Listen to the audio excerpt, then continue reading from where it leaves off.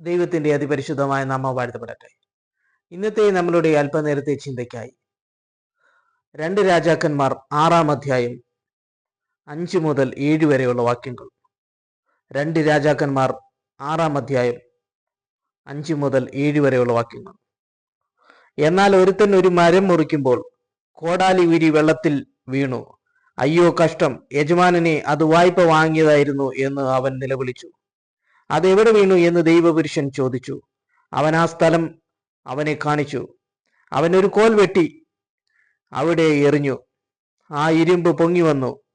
അതെടുത്തുകൊള്ളുക എന്ന് അവൻ പറഞ്ഞു. അവൻ കൈനീട്ടി അതെടുത്തു.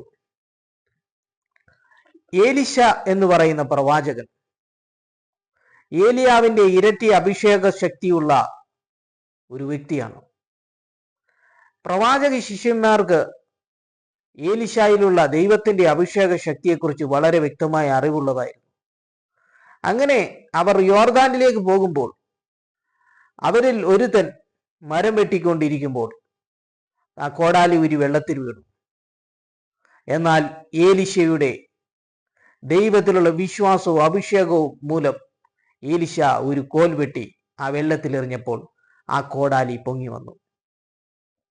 അങ്ങനെ അവർ ആ നഷ്ടപ്പെട്ടത് പോയതിനെ തിരിച്ചെടുത്തു. ഇവിടെ നമുക്ക് ഇന്ന് കാണുവാൻ സാധിക്കുന്നത് നഷ്ടപ്പെട്ടു പോയതിനെ തേടി എടുക്കുന്ന ദൈവം. അപ്പോൾ നമുക്ക് മനസ്സിലാകുന്നത് നമ്മുടെ ദൈവം നഷ്ടപ്പെട്ടു പോയതിനെ തിരിച്ചെടുക്കുന്ന ദൈവമാണ്. കോടാലി വെള്ളത്തിൽ വീണെങ്കിൽ അത് എടുക്കുന്നത് വളരെ പ്രയാസമുള്ള കാര്യമായിരിക്കും. എന്നാൽ ദൈവത്തിന്റെ ശക്തി ഏലിശയുടെ മേൽ ഉണ്ടായിരുന്നു. ഏലിശയുടെ മേലുള്ള ദൈവത്തിന്റെ ശക്തിക്ക് കാണാതെ പോയതിനെ തിരഞ്ഞെടുത്ത് കൊണ്ടുവരുവാൻ കഴിയും.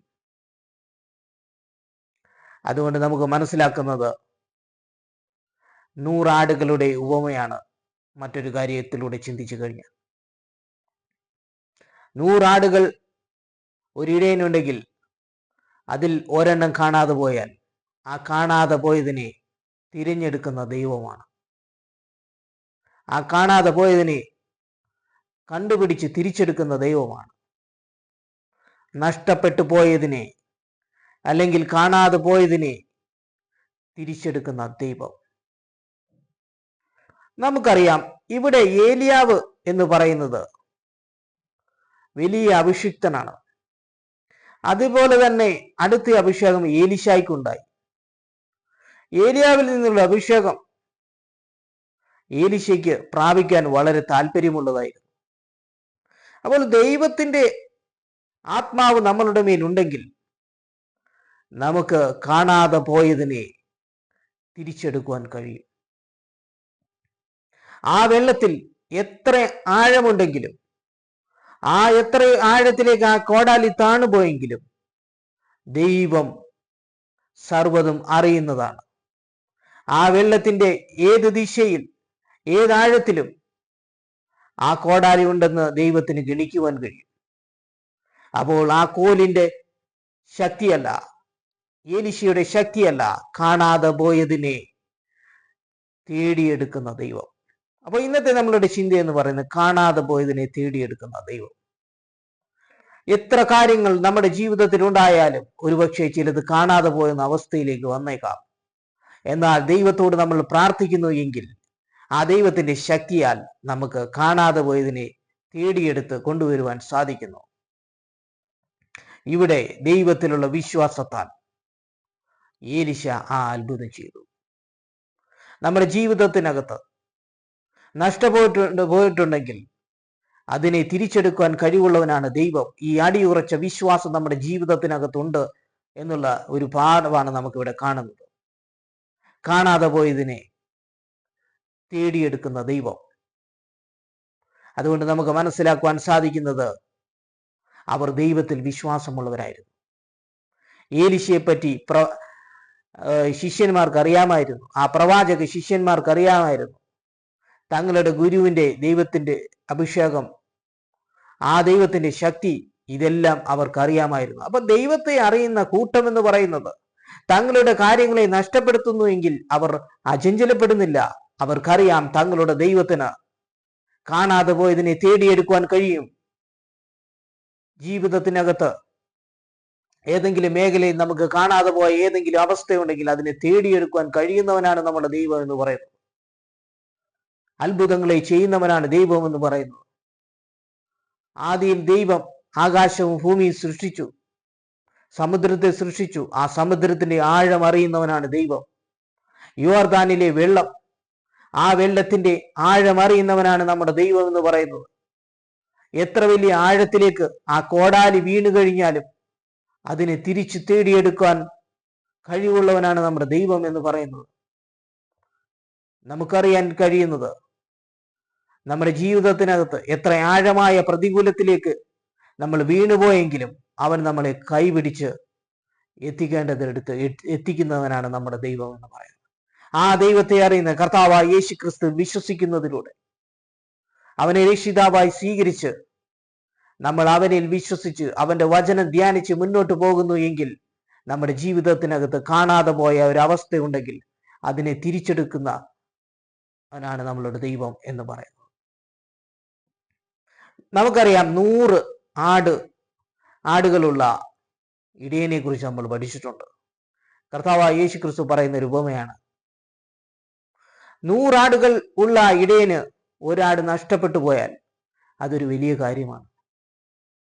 ആ നഷ്ടപ്പെട്ടു പോയതിനെ കുറിച്ച് ആ ഇടയൻ വിലപിച്ചിരിക്കുകയല്ല, പക്ഷേ അതിനെ തിരിച്ച് തേടിയെടുക്കുന്നവനാണ് ആ ഇടയൻ എന്ന് പറയുന്നത്. ബാക്കി 99 ആടുകളെ വിട്ടേച്ച് ഈ കാണാതെ പോയതിനെ തിരഞ്ഞെടുക്കുന്നവനാണ് നമ്മളുടെ ദൈവം എന്ന് പറയുന്നത്. ആ ഇടയനാണ് കർത്താവായ യേശു ക്രിസ്തു. അതുകൊണ്ട് ഒരു കാര്യം നമുക്ക് ജീവിതത്തിൽ നഷ്ടപ്പെട്ടു പോയാൽ അതിനെ തിരിച്ചെടുക്കുവാൻ കഴിവുള്ളവനാണ് കർത്താവായ യേശു ക്രിസ്തു. അപ്പോൾ ഇവിടെ നമുക്ക് കാണുവാൻ കഴിയുന്നത് ഇടയന്റെ ഉപമ എന്ന് പറയുന്ന കർത്താവായ യേശു ക്രിസ്തുവാണ്. കാണാതെ പോയതിനെ തേടിയെടുക്കുന്നവനാണ് ദൈവം എന്ന് പറയുന്നത്. അതുകൊണ്ട് കാണാതെ പോയ ആ ആടിനെ ആ ഇടയൻ എത്ര പ്രതികൂലത്തിലൂടെയാണെങ്കിലും ആ ഇടയൻ കടന്നു വന്ന് ആ കാണാതെ പോയ ആടിനെ തിരിച്ചെടുക്കും. അതാണ് കർത്താവായ യേശു ക്രിസ്തുവിനോട് ഉപമിക്കുന്ന ആ ഇടയൻ എന്ന് പറയുന്നത്. ഇവിടെ നമുക്ക് കാണുവാൻ സാധിക്കുന്നത് മറ്റൊന്നുമല്ല, കാണാതെ പോയതിനെ തേടിയെടുത്ത് കൊണ്ടുവരുന്നവനാണ് ദൈവം. ആ ദൈവത്തെയാണ് നമ്മൾ സേവിക്കുന്നത്. അതുകൊണ്ട് ഈ ഭൂമിയിൽ ജീവിക്കുമ്പോൾ അനേകർ മാനസാന്തരപ്പെടാതെ ജീവിക്കുന്നവരാണ്. അവരെ തേടി വന്ന് രക്ഷിക്കുന്നവനാണ് ദൈവം. അപ്പൊ 100 ആടുകളിൽ ഒരാട് പോലും നശിച്ചു പോകരുതെന്ന് ആഗ്രഹിക്കുന്ന ഇടയനാണ് യഥാർത്ഥ സ്നേഹമുള്ള ഇടയൻ എന്ന് പറയുന്നത്. നമ്മുടെ ദൈവം സ്വർഗസ്ഥനായ പിതാവെന്ന് പറയുന്ന ആ കർത്താവായ യേശു ക്രിസ്തുവിലൂടെ നമുക്ക് രക്ഷ നൽകി. അങ്ങനെ എല്ലാവരെയും സ്വർഗത്തിലേക്ക് കൊണ്ടുപോകാൻ ആഗ്രഹിക്കുന്ന ദൈവമാണ് സ്വർഗസ്ഥനായ പിതാവെന്ന് പറയുന്നത്. ഇതാണ് ദൈവത്തിന്റെ സ്നേഹം എന്ന് പറയുന്നത്. കാണാതെ പോയതിനെ തേടിയെടുത്ത് മാനിക്കുന്നവനാണ് നമ്മുടെ ദൈവം. കർത്താവായ യേശു ക്രിസ്തു നമ്മെ സ്നേഹിക്കുന്നു. നമ്മുടെ ജീവിതത്തിനകത്ത് മുന്നോട്ട് പോകുമ്പോൾ ഒരുപക്ഷെ നമ്മൾ ആത്മീക ജീവിതത്തിൽ നിന്നും വഴുതി പോകുന്ന അനുഭവത്തിലേക്ക് കടന്നു വരാം. അങ്ങനെ നമ്മൾ ജീവിതത്തിൽ നിന്ന് ടേൺ ചെയ്തു കഴിഞ്ഞാൽ കാണാതെ പോയ ഒരു ആടിന് തുല്യമായി മനുഷ്യന്റെ ജീവിതം മാറും. എന്നാൽ ഈ ഇടയൻ നമ്മെ തേടി വരുന്നവനാണ്. കാരണം അവന്റെ സ്നേഹം ആ ക്രൂശിൽ നമുക്ക് കാണുവാൻ സാധിക്കും. കർത്താവായ യേശു ക്രിസ്തു ആ ക്രൂശീകരണ സമയത്ത് പോലും പറയുന്നൊരു കാര്യമുണ്ട്.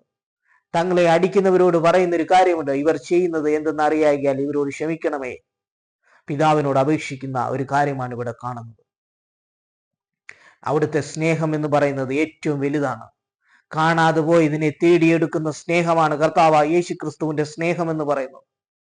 അതുകൊണ്ട് ഈ കർത്താവായ യേശു ക്രിസ്തുവിനെ നമ്മൾ സ്വീകരിച്ച് മുന്നോട്ട് പോകുന്നു എങ്കിൽ നമ്മൾ ഒരുപക്ഷെങ്കിൽ കാണാതെ പോയ ഒരു ആത്മീക ജീവിതമുള്ള ഒരാളാണെങ്കിൽ നമ്മളെ കർത്താവായ യേശു ക്രിസ്തു ചേർത്തുകൊള്ളും. അതുകൊണ്ട് ഇടയന്റെ സ്നേഹം എന്ന് പറയുന്നത് വിലപ്പെട്ടതാണ്. നമ്മൾ ഇന്ന് കണ്ടത് കാണാതെ പോയതിനെ തേടിയെടുക്കുന്ന ദൈവത്തെയാണ്. അപ്പോൾ മനുഷ്യനെ ദൈവം സൃഷ്ടിച്ചു എങ്കിൽ ദൈവത്തിന് ഈ മനുഷ്യരെയെല്ലാം തൻ്റെ സ്വർഗരാജ്യത്തിലേക്ക് ചേർക്കണം. അതാണ് ദൈവം ആഗ്രഹിക്കുന്നത്. അപ്പോൾ ഒരാൾ പോലും നശിച്ചു പോകുവാൻ ദൈവം ആഗ്രഹിക്കുന്നില്ല. അതുകൊണ്ട് ഈ മാനസാന്തരപ്പെടാത്ത ഒരു പാപി എന്ന് പറയുന്നത് ഒരു കാണാതെ പോയ ആത്മീക ജീവിതമുള്ളൊരു മനുഷ്യനാണ്. ആ മനുഷ്യനെ കാണാതെ പോയ ഒരു ആടിനോട് തുല്യനാക്കാൻ കഴിയും. അങ്ങനെയുള്ള ഒരു ഉപമയാണ് നമുക്ക് ഇവിടെ കാണുവാൻ സാധിക്കും. എന്നാൽ ഇടയന്റെ സ്നേഹം എന്ന് പറയുന്നത് ക്രൂശിൽ നമുക്ക് കാണുവാൻ സാധിക്കും. ആ ഇടയൻ നമ്മൾക്ക് വേണ്ടി അടിയേറ്റ് രക്തം ചീന്തി ക്രൂശിക്കപ്പെട്ടു. കാരണം കാണാതെ പോയതിനെ തേടിയെടുക്കുന്ന ദൈവമാണ് നമ്മളുടെ ദൈവം എന്ന് പറയുന്നത്. നമ്മുടെ ജീവിതത്തിനകത്ത് ഏതെങ്കിലും മേഖലയിൽ നമ്മൾ വഴുതിപ്പെട്ട് കാണാതെ പോയ ഒരാത്മീക ജീവിതമുള്ള അവസ്ഥയിലാണോ? എന്നാൽ ഇന്ന് നമ്മൾ യേശു ക്രിസ്തുവിലേക്ക് തിരിയുന്നുവെങ്കിൽ ആ കാണാതെ പോയതിനെ തേടിയെടുക്കുന്ന ദൈവം നമ്മളെ അനുഗ്രഹിച്ച് മാനിച്ച് ഉയർത്തും.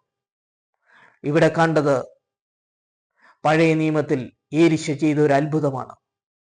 ഏലിശായുടെ ദൈവശക്തി എന്ന് പറയുന്നത് വളരെ വലുതാണ്. ഏലിശയ്ക്ക് ദൈവത്തിലുള്ള ഒരു വിശ്വാസമുണ്ട്.